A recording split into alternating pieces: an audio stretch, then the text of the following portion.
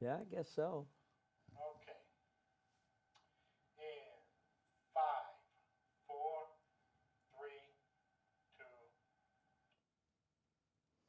Hello, and help me welcome David Wheeler. Dave, you're running again for executive counselor in Section 5, That's correct. and Yep. you've been there before. We've been there before. Is it Yep. your turn again this year? Yep. We've done it for 10 years, Carl. And I hope we can go back and do it again. Well, I understand that the governor really likes you because you do watch his finances on these projects that you guys have to approve. We work very well together. We worked hand in hand stopping that 50% toll increase on the F.E. Everett Turnpike a couple of years back. He and I worked very well together to make sure that stopped. We had to fight because we were losing that fight 3-2, but in the end, we stopped the toll increase. Good, good. Yeah. Well, that's going to be tough all over in the financial end, I believe, this year because of the virus and the income for the state has been reduced somewhere between, what, 500,000 and $1 billion or something? Yeah, it was behind about $500 million.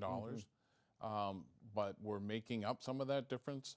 Believe it or not, the business taxes are coming in strong, and that's probably been reduced. Maybe that $500 million's been reduced by about half as of right now. We'll see what next month looks like. But with unemployment down to 5.1%, Yeah. that helps. People are working in New Hampshire, and we're one of the best states in the country for employment. So we're coming back.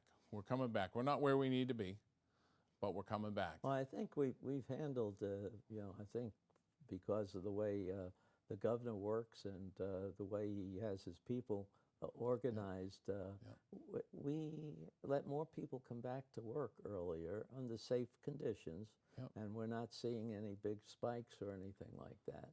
Although you get every once in a while you'll find something that happens, but it's sort of an anomaly rather than something usual. We're doing very well. We're doing very well with the virus and getting things up and running very well. Well, you think that this winter's going to be good, or is that going to help hurt us? I actually wonder, and my doctor and I were chatting, he actually thinks maybe the flu season will even be better with people wearing masks. That's true, too. It may be a better winter. We'll see. I mean, it's hard to predict. Right.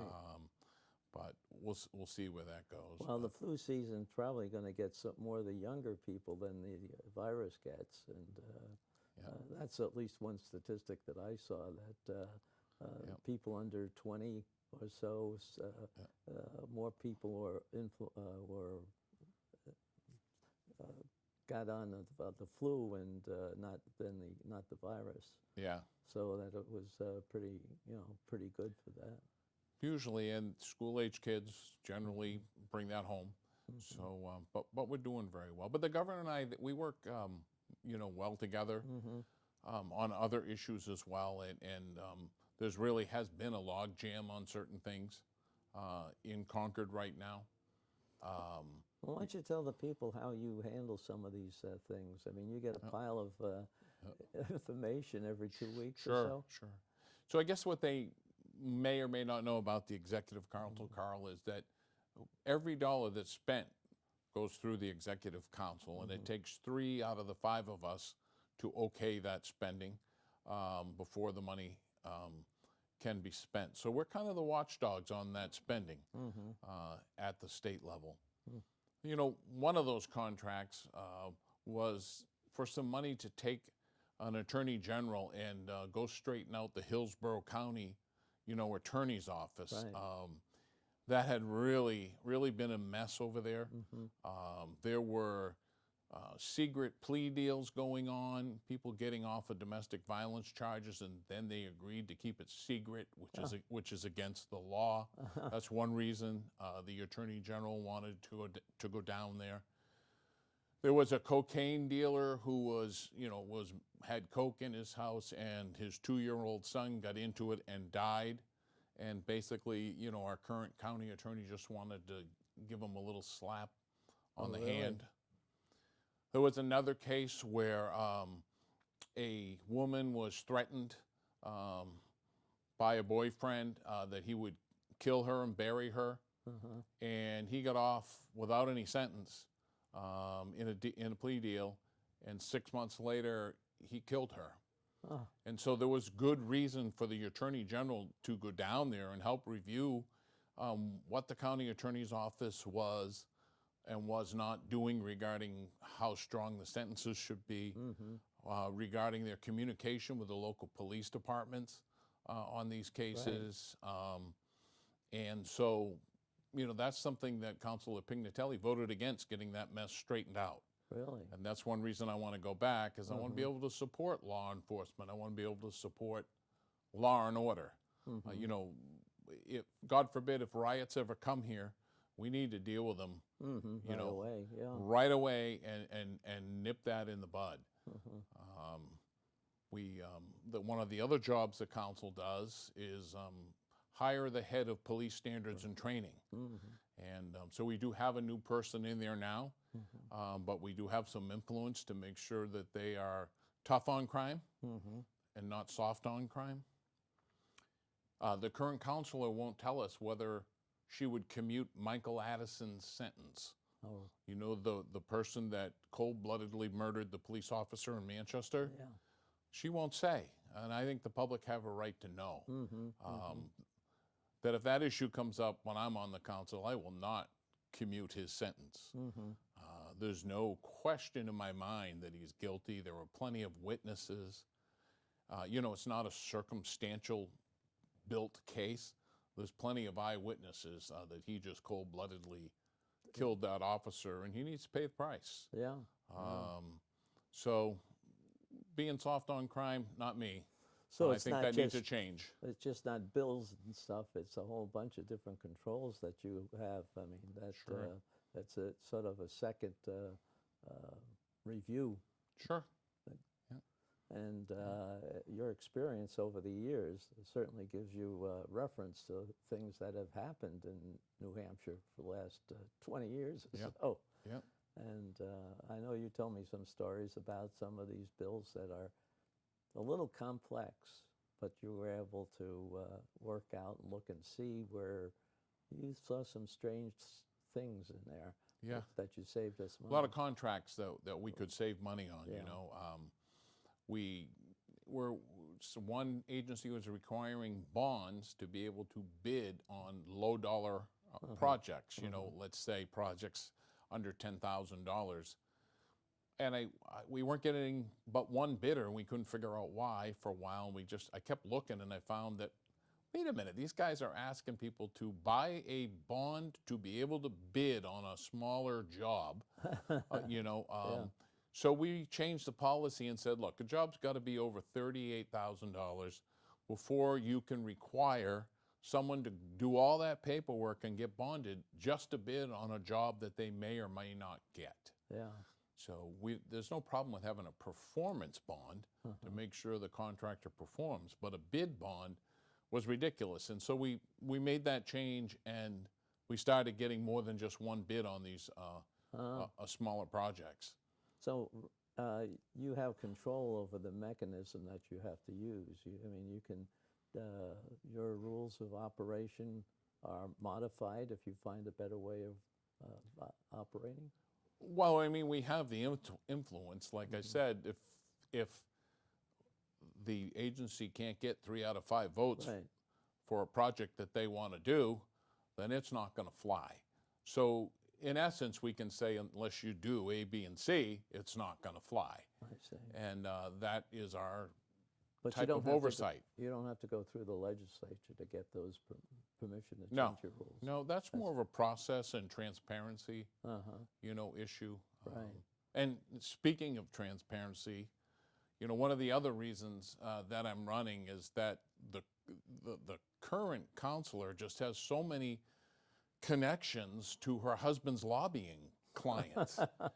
It's as I started to really dig into that, and let me give you an example. For instance, her family lobbies for EverSource. Now, we read in the paper back in August they wanted a 24% rate increase. Well, Councilor Pignatelli voted to put a person on the Public Utilities Commission who was going to be setting the rates for her husband's clients. And she voted for that. And she voted for a person for the Site Evaluation Committee and the Site Selection Committee. All those things are in direct conflict with her husband's client. All have direct benefits should the outcomes come out correctly for the client. And she just has no business voting on lots of business at the state level. So people normally would recuse themselves from They being- normally would recuse themselves. And another example would be they represent Merck Pharmaceuticals. Oh, She voted to put someone on the pharmacy board.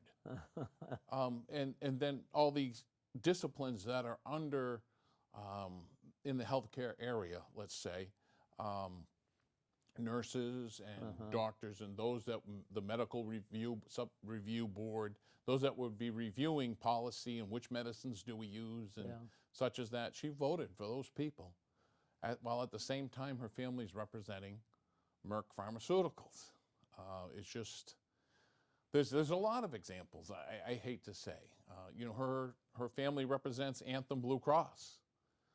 You know, and she voted for the insurance commissioner who regulates and who makes the rules for Anthem Blue Cross. And she has no business doing that. It's a direct conflict of interest. And when your relatives are lawyers and involved in those things, you Sure. have to be careful with how how you control something. yeah, That's, yeah. I mean, it's questionable whether it is, but that's just you want to avoid that. It Yep. certainly, I don't know whether you find things like that in other areas too. Well, it's even with appointments. I mean, one of the lobbyists from the Pignatelli Law Group was put on the Air Resources Council. And, you know, it's just with her being there and her husband and works for her husband. Now, she recused herself on that one. Oh, But it's just has the look of impropriety when that happens. It's really, they have so many different clients from so many different yeah, disciplines. that's what I was saying. It's, You know, she shouldn't be voting a lot. And if she can't vote, then she can't represent the people of this council district. well, and there's plenty of people that you can have to fill these positions, like you. Sure. I know there are other ones that have been in the executive board, you know, for Sure. that in the past. Yeah. So, Yeah. so I'm one of the only council that still goes out and works every day. You know, I'm not independently wealthy, you know. right. This morning I was digging a hole with my mini excavator, and, you know, this afternoon I'm with you. So, That's pretty good. yeah, yeah. Well, that's your experience, though. I think is well, you know, valuable to the state. Yeah. Have you been able to work with the governor on anything else? I mean, has he used your skills in any way? Well, we like to work together, like on appointments, for instance. Just like in Washington, D.C., we're short one state Supreme Court justice. Right. And the governor had nominated Gordon MacDonald, our current Attorney General, to that position, and the Democrat-controlled council refused to accept him. And for the flimsiest reasons, you know, or the flimsiest fake news reasons. You know, but I believe the bottom line is they don't want a strict constitutionalist Yeah. on the court. They don't want someone on the court when cases come to it that's going to say, you only vote New Hampshire if you live in New Hampshire. You know, they want a Supreme Court that would give us a Claremont 3 and would try to force us not only with the statewide property tax we have now, but with a broad-based income tax to fund schools. That's the Supreme Court they want, and they know a strict constitutionalist isn't going to write that law when they can't get it through the legislature for them. So those are the reasons I think that they turned down Gordon MacDonald. And I would say, should the governor nominate Gordon MacDonald, and should I be elected, it would be my pleasure to vote for him. Well, he seems to have a sterling record, and I don't know the man, but his reputation is high. Yeah, I have been pleased with most of what he does. As an attorney general, I think he has been a very good attorney general, very thorough. Has always been there and been able to answer questions that come up on the council when they come up. And but if the governor does move forward and we can put him on the Supreme Court, then of course we're going to need a new attorney general. Right. So there could be a lot of important appointments coming up. What other appointments do you have? Do you think that will come up other than that? Well, we know, and some of them have been filled with someone different. But since we're in Nashua today, you know, I think of Ryan Terrell for the State Board of Education. Again, he's an independently minded person. He's a person that would take a look at educational choice. I think he's a person that would want all educational options to succeed, not just the monopoly of government schools, but public charter schools, private schools, home education. All those options need to be there for parents and children. I think it's very closed-minded to think that you have to do it this way and only this way with only our unionized employees. The only way you can get a good education, and it's simply not true. Right. But they don't want anybody on the State Board of Education. I understand that he was educated, at least partly, in a charter school. Yeah. He has a background. I happen to know a little bit about him because he's running for the state legislature here in Ward 4. Yeah. And I think that it was an excellent choice because you're bringing a little bit of young talent, relatively young. I guess he's still under 30, but but that's what you need. You need somebody who's gone through the experience. He's known what he found good and what he found bad, and he could be a great influence. We have I shouldn't say this, but we have too many old people up there that are too set in their ways, and you want somebody in there that tells you a little bit more and communicates with the people that you're going to be serving. Yeah, I think he would have. I think he would have been a great choice. But so much for bipartisanship, Carl. Right. They preach bipartisanship No. all the time, and when it comes down to anybody that opposes their ideas, they oppose them. Like Eddie Edwards. Yeah, You know, Eddie Edwards, right, the another governor one. put up for the liquor to run the licensing department. I mean, that's not. It's an important job, Yeah. but it's not something you need a PhD for. Right. So it's hard for them to say Eddie Edwards wasn't qualified. Eddie Edwards headed the liquor enforcement division at the Liquor Commission. Gosh, he was overqualified, you know, for the job. Yeah. But he was a Republican candidate for Congress, so no appointment for him. Right. You know, I've seen that too many places. We're getting. They want one kind of health care for everybody. Yeah. You don't want that. You want somebody has a choice.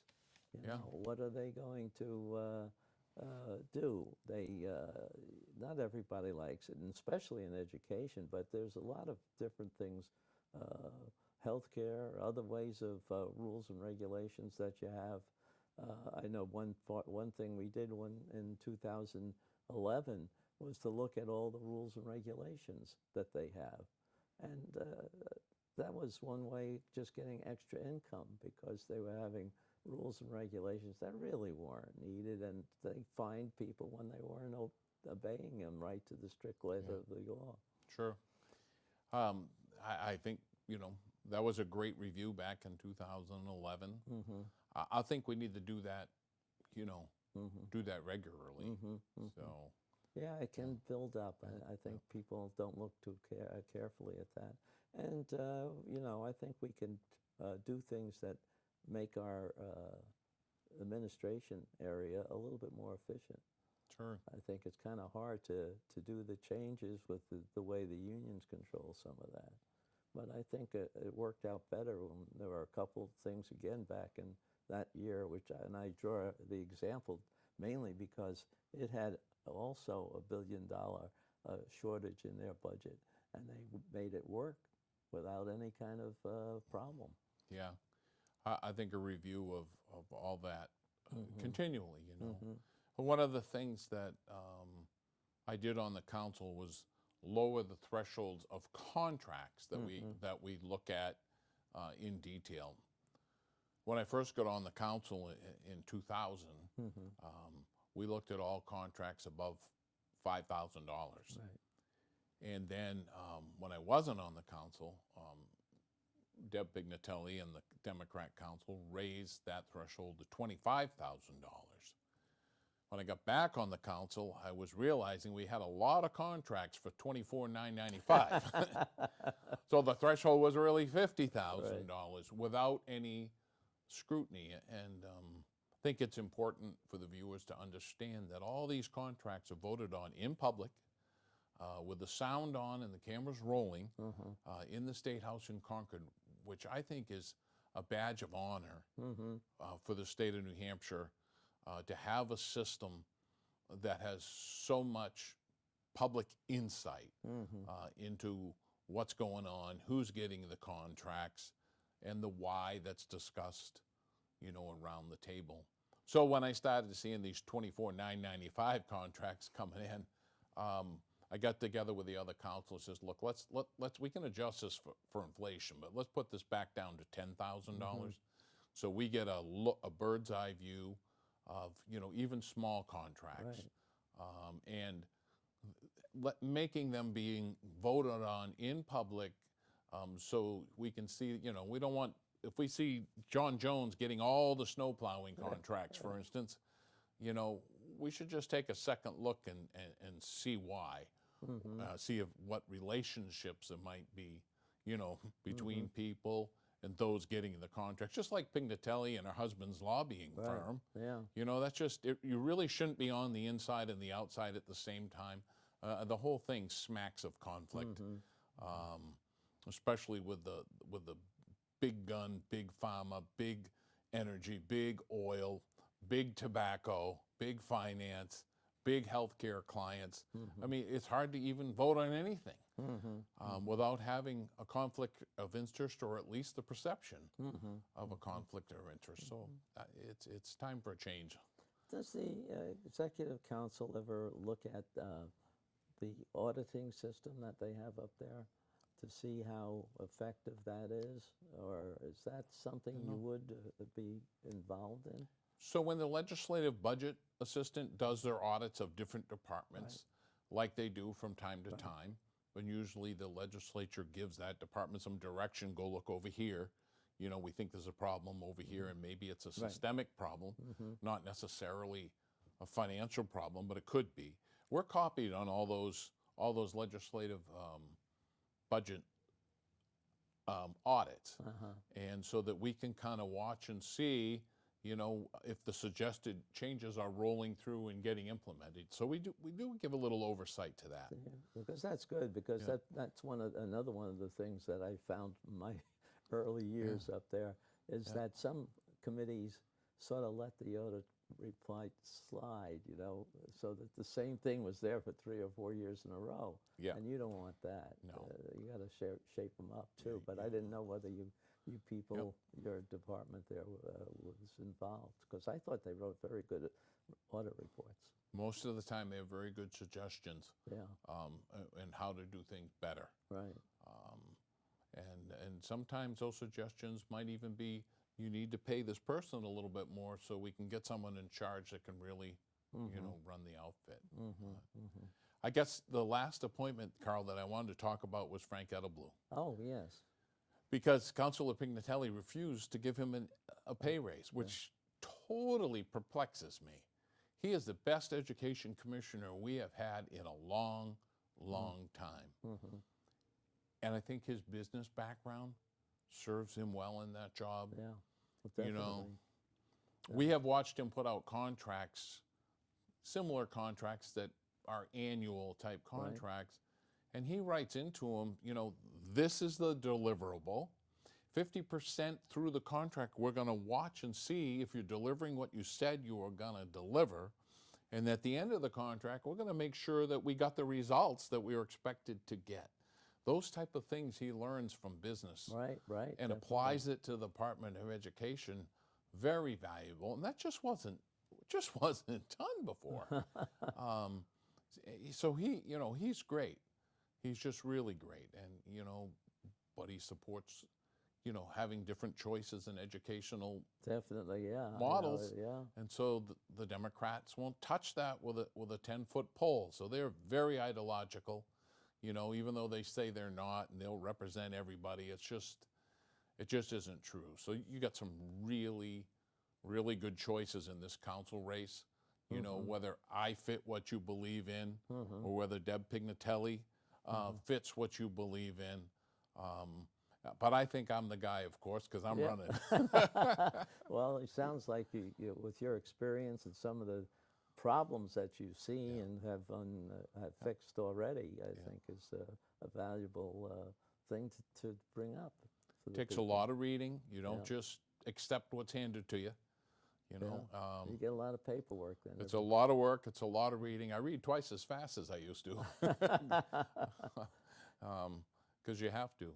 Well, Dave, I hope your campaign's running well, because we just ran out of time, and we have. So good luck on your campaign, and I hope you do get elected. When you do, please come back, and we can talk about what you find now in the you know, in the review of the. Sure. Thank you for having me, Carl. Well, you're quite welcome. Good luck. Thank you.